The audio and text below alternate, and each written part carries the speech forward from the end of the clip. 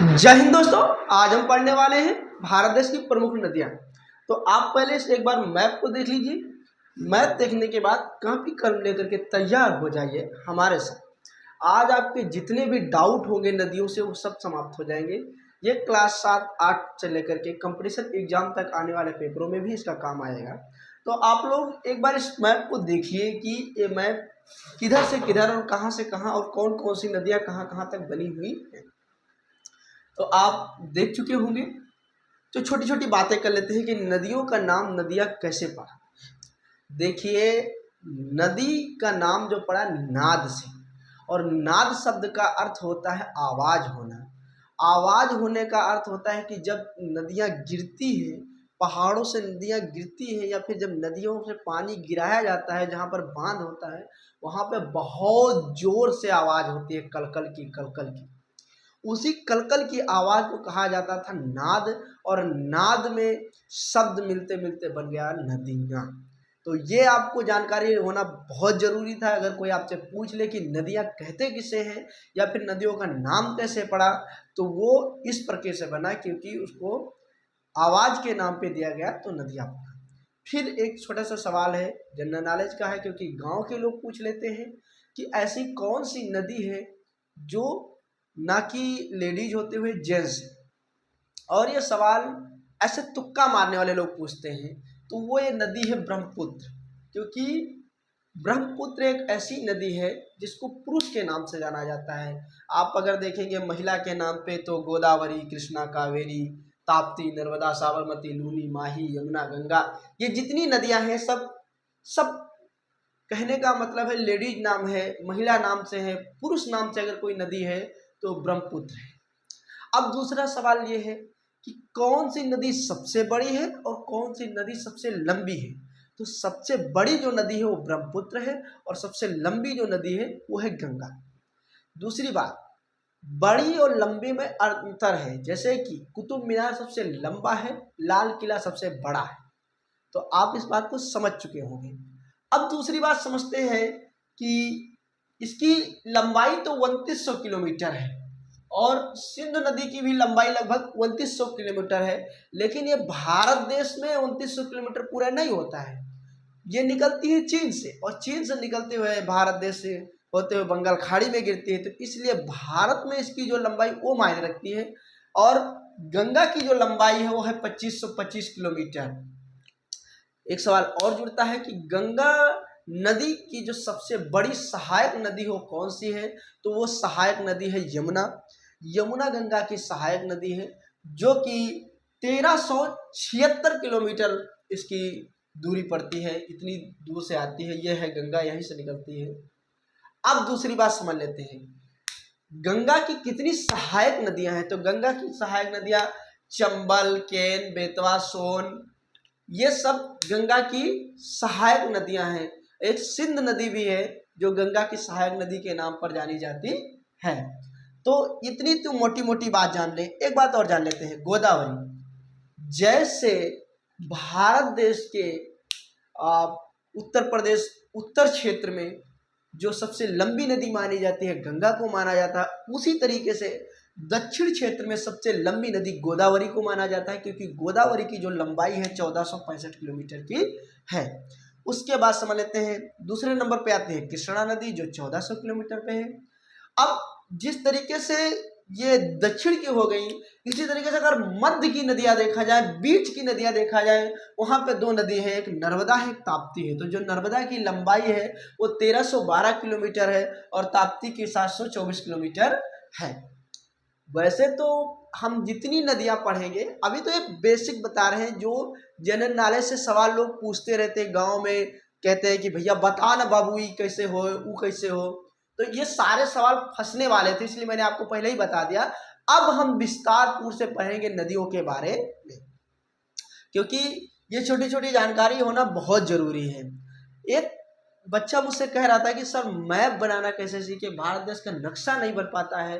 तो अगर बहुत आसान सीखना है तो आप ईसाई वाला जो टाइटल है वो ले लीजिए ऐसे करके, और ये वाला यहाँ ले जाइए, ये वाला इधर ले जाइए, और अगर ऐसे भी बना लेंगे तो आपका भरने भर का काम चल जाएगा। किसी दिन मैं आप में पूरी क्लास लगाऊंगा इसी चीज़ के लिए कि भारत देश का मैप कैसे बनाया जाए और कैसे भरा जाए और उसकी कैपिटल सब कुछ उसी में अंदर होगा। तो पहले हम ये समझ लेते हैं नदियों के बारे में। पर्वत पढ़ चुके हैं क्योंकि पर्वत पढ़ना जरूरी था, क्योंकि जो नदियां हैं वो पर्वतों से निकलती हैं और पर्वतों से निकली हुई नदियां ही नदियां कहलाती हैं। हमने पहले ही बता चुके हैं कि जो नदियों का नाम नदियां क्यों पड़ा, क्योंकि वो नाद करती हैं, वो आवाज करती हैं, इसी नाम पर उसका नाम नदियां पड़ा। अब हम समझते हैं नदियों को पढ़ने के लिए, तो चलते हैं। देखिए, ऊपर की सर्वप्रथम जो नदी है उसको सिंध नदी के नाम से जाना जाता है। सिंध नदी की जो लंबाई है 2900 किलोमीटर है, लेकिन भारत देश में इसकी पूरी लंबाई नहीं होती है, क्योंकि ये चीन से निकल करके हमारा जम्मू कश्मीर से होते हुए, पाकिस्तान से होते हुए ये जाकर के गिरती है अरब सागर में। तो एक सवाल आपका क्लियर हो गया कि जो पहली नदी ऊपर की है वो सिंध नदी है। सिंध नदी के बाद दूसरी है झेलम नदी। झेलम नदी, उसके बाद है चेनाब।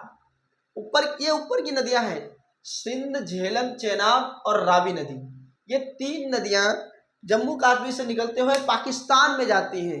जब हम लोग धमकी देते हैं पाकिस्तान को कि पाकिस्तान तुम्हारा पानी रोक देंगे, तुम्हारा पानी रोक देंगे, तो इन्हीं 3-4 नदियों को लेकर के हम बहुत ज़्यादा ट्रोल करते हैं, बहुत ज़्यादा उनको धमकाते हैं। फिर एक नदी आती है सतलुज नदी। देखिए, ये 3 नदियां इसी जगह से रह जाती हैं, लेकिन ये सतलुज नदी फिर जाके चीन से आती है। तो ऊपर की अगर देखी जाए तो लंबी नदी में सतलुज नदी का भी नाम लाया जाता है। अब ऊपर की नदियां इतनी समाप्त हो गई। एक ये नदी है घाघर नदी के नाम से जानी जाती है। घाघर नदी और घाघरा ये अलग अलग है, क्योंकि हमारे बाराबंकी से जब गोंडा क्षेत्र में जाएंगे, जो कि सरयू नदी जो अयोध्या में पड़ती है, वहां पे घाघरा नदी के नाम से जाना जाता है। अब इधर हम करते हैं, एक नदी का नाम और समाप्त कर देते हैं, जो है कि ब्रह्मपुत्र नदी। ब्रह्मपुत्र नदी चीन से होते हुए हमारे इस क्षेत्र से होते हुए और जाकर के बंगाल की खाड़ी में गिरती है, जिसकी लंबाई 2900 किलोमीटर है। अगर आपसे कोई पूछ ले कि एक नदी का नाम बताइए जो महिला नहीं पुरुष है, उस नदी का नाम है ब्रह्मपुत्र, क्योंकि पुत्री नहीं पुत्र है, ब्रह्मपुत्र। फिर एक नदी बहुत विशेष, इस चैप्टर को पढ़ना बहुत ही अनिवार्य था, इसलिए मैंने इसको बार बार रटाया है। इस नदी का नाम है गंगा। देखिए, अगर देखा जाए तो गंगा का जगह जगह पर नाम बदलता रहता है, क्योंकि गंगा जिधर से जिधर निकली वहां पे नाम बदलते हुए, लेकिन लास्ट टाइम तक वो गंगा गंगा ही रही। इसलिए गंगा की जो लंबाई है 2525 किलोमीटर की है। दूसरी बात, गंगा, यमुना, सरस्वती, ये तीनों नदियां आकर के हमारे संगम प्रयागराज में मिलती। तो गंगा जो की लंबाई है 2525 किलोमीटर। फिर दूसरी इसकी सहायक नदी है, वो है यमुना। कौन है? यमुना। सहायक का मतलब होता है जो आपकी मदद करे। अब मान लो गंगा ऊपर से चली और जिस तरीके से लूनी नदी यहाँ आकर के समाप्त हो जाती है, कच्छ के रण में समाप्त हो जाती है, कच्छ के रेगिस्तान में समाप्त हो जाती है। अगर मान लीजिए जल कल कम पड़ जाए तो ये नदी समाप्त हो सकती थी, लेकिन इसकी सहायक नदी इसको और विकराल बना देती है। तो कौन सी नदी है? गंगा। गंगा की सहायक नदी यमुना, जिसकी लंबाई है 1376 किलोमीटर की। उसके बाद नदी आती है चंबल नदी। चंबल नदी किस चीज के लिए प्रसिद्ध है? चंबल नदी प्रसिद्ध है लुटेरों के लिए। अच्छा, आप सोचते हैं कभी कि ये जो बिहड़ क्षेत्र होता है, जहाँ पे माओवादी लोग रहते हैं, जहाँ पे बहुत परेशान किए हुए व्यक्ति जो डाकू बन जाते हैं, वो सब नदियों के किनारे ही क्यों छुपते थे? क्योंकि वहाँ पे उनका सब जाना बूझा हाल होता है। वहाँ पे वो जैसा चाहे वैसा युद्ध कर सकते हैं। जैसे कि शिवाजी यहाँ पे एक पहाड़ी पड़ती थी, आरावली पहाड़ी, पहाड़ में पढ़ा जो कि, तो उनसे अच्छा उस पहाड़ी पे कोई नहीं लड़ सकता, क्योंकि उनका वहीं पे जन्म हुआ, वहीं पे खेले, वहीं पे कूदे, वहीं पे नाचे, तो वो उस चीज़ को जानते हैं। तो यहाँ के जो सबसे ज़्यादा प्रसिद्ध है, वहाँ पे डकैत प्रसिद्ध है। चंबल के डकैत, चंबल की रानी, चंबल की डकैत, ये सब चंबल के। उसके बाद इसी के बीच में एक नदी है, सिंध नदी के नाम से जानी जाती है। सिंध नदी के बाद केन नदी है, और ये बेतवा नदी है, और ये सोन नदी है। तो ये कुल छोटी छोटी 5 नदियां हैं जो गंगा की सहायक नदी है और गंगा को और विकराल बनाती है। तो ये हमारी रही गंगा। फिर गंगा में ऊपर से भी नदियां आ जाती हैं नेपाल से होते हुए, जिसमें 2 नदियां आती हैं, जिसमें प्रमुख 2 नदियां हैं। एक तो है बहुत खतरनाक, बिहार को शोक में डुबाने वाली, शोक नदी से नाम जाने वाली कोसी नदी। कौन सी नदी? कोसी नदी। अगर बिहार को कोई ले डूबता है, जब बारिश आती है तो कोई ले डूबने वाली नदी है, उसका नाम है कोसी नदी। क्योंकि कोसी नदी जब ऊपर से पानी आता है तो इसका इतना तगड़ा मार हो जाता है कि कुछ रोके नहीं रुकता है और बिहार को बहा कर ले जाकर के बंगाल खाड़ी में छोड़ देती है। तो बिहार की शोक नदी किस नदी को जानी जाती है? वो है कोसी नदी। उसी के साथ एक नदी और जुड़ जाती है, इसका नाम है गंडक नदी। गंडक नदी भी बिहार में आकर के मिलती है गंगा से, और गंगा से मिलने के बाद गंगा का रूप और विकराल हो जाता है, जाकर के बंगाल की खाड़ी में गिर जाती है।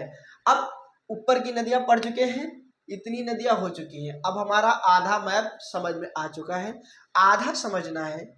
अब समझते हैं। इस नदी का नाम है लूनी नदी। लूनी नदी निकलती है और निकल के समाप्त भी हो जाती है, कहीं बाहर गिरने की आवश्यकता नहीं होती, क्योंकि यहाँ कच्छ के रण में जो बहुत ज़्यादा रेगिस्तान है वहीं पर जाकर के समाप्त हो जाती है। फिर तीसरी नदी है साबरमती नदी। अब इस नदी को कौन भूल सकता है? कौन बापूजी को भूल सकता है? नमक यात्रा, साबरमती। अच्छा, हम जब नदियां पढ़ते हैं और पर्वत पढ़ते हैं तो उसमें बहुत कुछ हमको इतिहास का भी पढ़ने को मिल जाता है। जैसे कि अरावली का पर्वत, शिवाजी महाराज जी, ऊपर अगर कारगिल के वहाँ पढ़े पर्वत में तो कारगिल का युद्ध, वो सब याद आने लगता है। तो इसीलिए साबरमती नदी, तो साबरमती नदी दुनिया जानती है।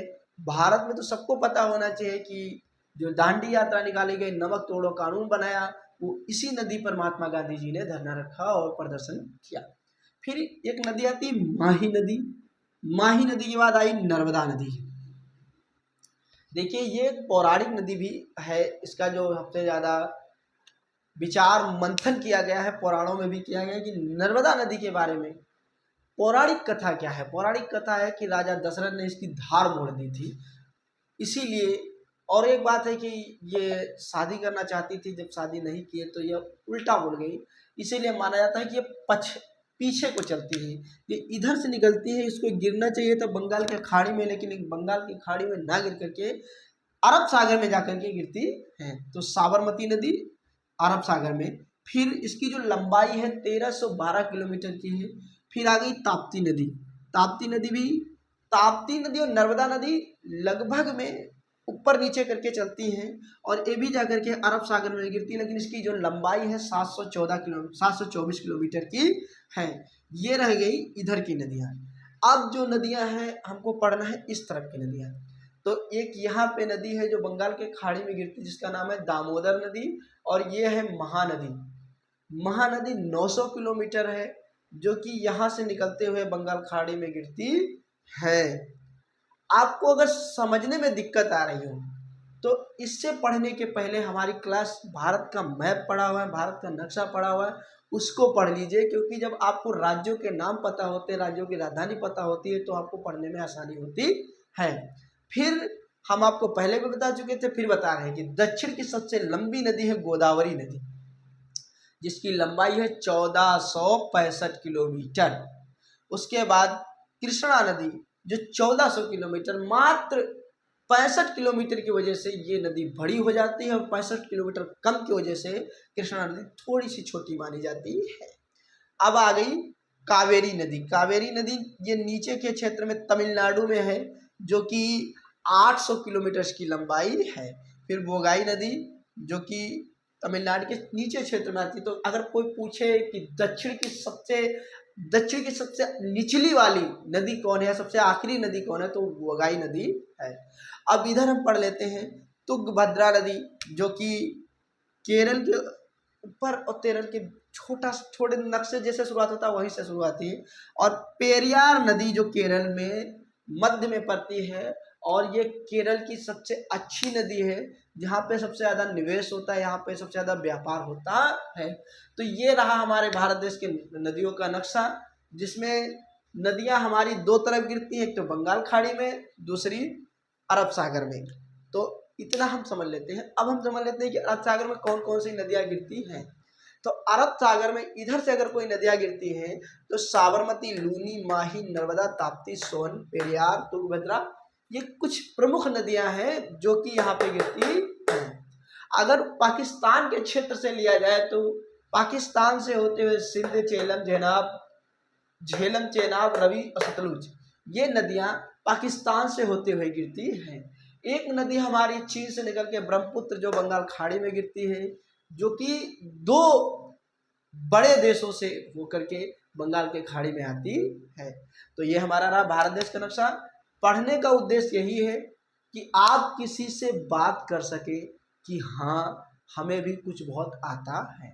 जरूरी नहीं है कि हर पढ़ाई के पीछे नौकरी का ही मकसद हो। जरूरी ये है कि आप दूसरे को उस चीज़ के बारे में बता सको कि मुझे भी इस बात का नॉलेज है। तो जय हिंद, जय दोस्तों, आज यहीं तक, मिलेंगे अगले क्लास में, क्योंकि अब हम नदियाँ पढ़ा चुके हैं, पढ़ाना बाकी रह गया है बांध। क्योंकि हमने एक तरफ से क्लासें ली हैं, पहले पर्वत पढ़ाएं, उससे पहले भारत का मैप पढ़ाया, अब नदियाँ पढ़ाएं, और नदियाँ पढ़ाने के बाद अब हम जो पढ़ाएंगे वो भारत के बांध होंगे। क्योंकि भारत में कौन कौन से बांध किस किस नदी पे बांधे गए हैं वो बहुत ही इम्पोर्टेंट क्लास है, क्योंकि उससे कंपटीशन एग्जाम में 1-2 सवाल आते ही आते हैं। तो जय हिंद, जय दोस्तों, मिलूंगा अगले क्लास में।